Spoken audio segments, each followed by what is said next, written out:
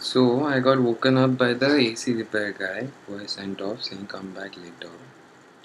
Then I got hungry, so I'm waiting for food to get delivered maybe. And meantime I'm watching Quantum Fields, the real building blocks of the universe with David Tong. He's giving a talk at the Royal Institution or something. And it's interesting. I can see how, like Deepak Chopra, I could get sucked in and start imagining that I understand something, which obviously I cannot. But I also wonder about the terminology being used, right? For example, But what's more, the field is governed by the rules of quantum mechanics. And there's a principle in quantum mechanics, which is called the Heisenberg uncertainty principle, which says you're not allowed to sit still. And the field has to obey this. So even when there's nothing else there, the field is constantly bubbling and fluctuating in what's, quite honestly, a very complicated way. so you're not allowed to sit still. The field has to behave this way according to Heisenberg's uncertainty principle.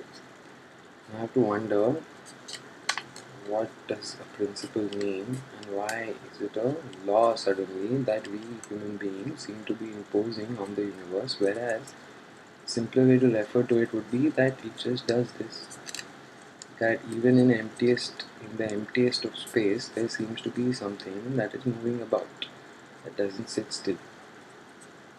But of course that way danger lies too, because then you try to analyze and then you try to use some metaphors or some analogy that makes sense, like perhaps a thought is like that dot that cannot sit still, despite whatever people who go to Vipassana may think.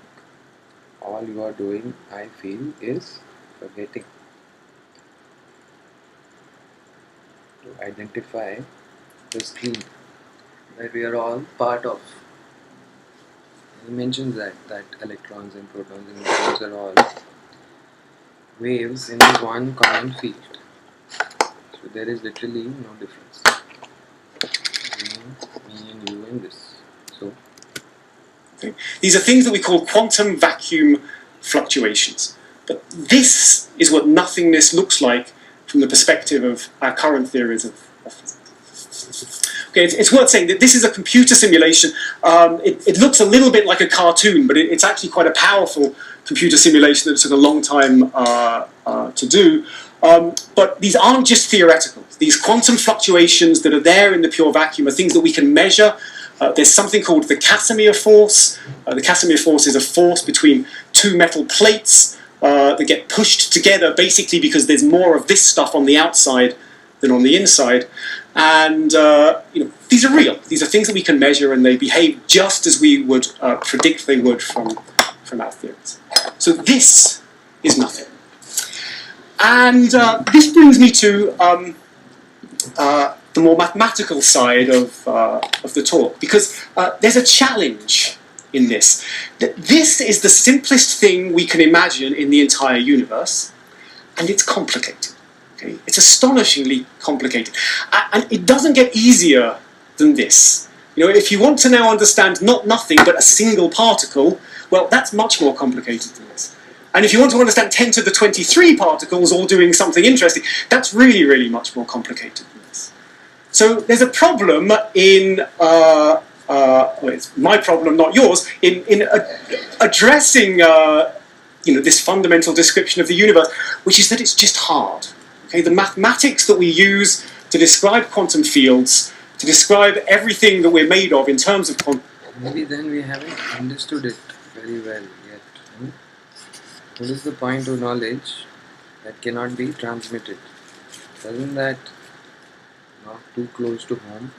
Doesn't that sound too much like religion? Don't you think? Fields is substantially more difficult than the maths that arises in any other area of physics or science. It's genuinely difficult. I can put this in some perspective.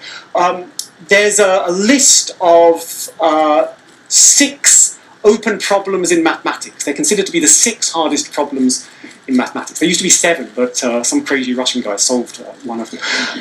So there's 6 left. You win $1 million if you can solve any one of these problems. If you know a little bit of mathematics, there are things like the Riemann hypothesis or P versus NP, and they're sort of famously difficult problems.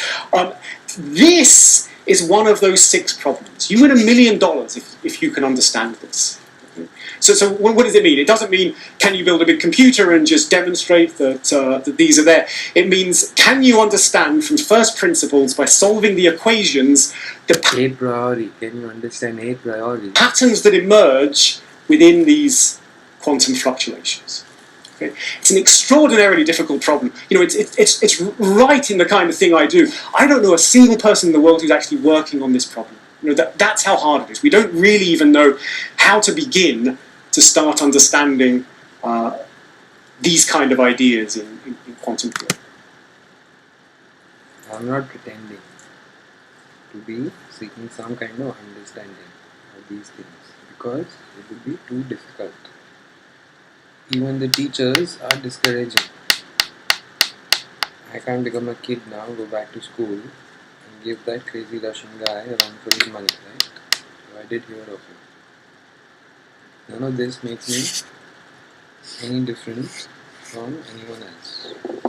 But I wonder if I keep talking to myself in the emptiness of my own mind, will it help somebody in the future maybe who may be easily able to crack these difficult problems of mathematics? Because before they got a conscience, before we grew them a consciousness, maybe they were originally born as calculating machines. So they've always maybe been better, much better at calculations than us. And mathematics, by all accounts, is a game we monkeys invented. We pattern recognition monkeys put a code on top of the patterns we see and invented something for fun maybe. And look at where it has got us. Look at how far it has brought us. And now in the future, maybe something will come along which will be even further. So, for that, maybe these difficult problems of mathematics may become really easy. And then what would be the next question? There is already another difficult problem in all of the sciences. It's called the problem of consciousness. Now there are some like Deepak Chopra, Mr., who seems to see a connection, and I believe there probably will be some sort of connection. One doesn't arise without the other, but causality is a funny thing. Just like temporality, just like entropy itself being affected, being born out of causality, these things seem to constantly come circling each other around. Do you see? Do you notice that happening time and again? They drift apart, and then either the church starts an apology, which means something a little different from what you may understand, though not very different, like the difference between theory and theory. Theory in evolution and theory in mathematics. Regardless though, it's almost 10 minutes and I have a theory at 9 minutes plus some change that you would have gotten bored already.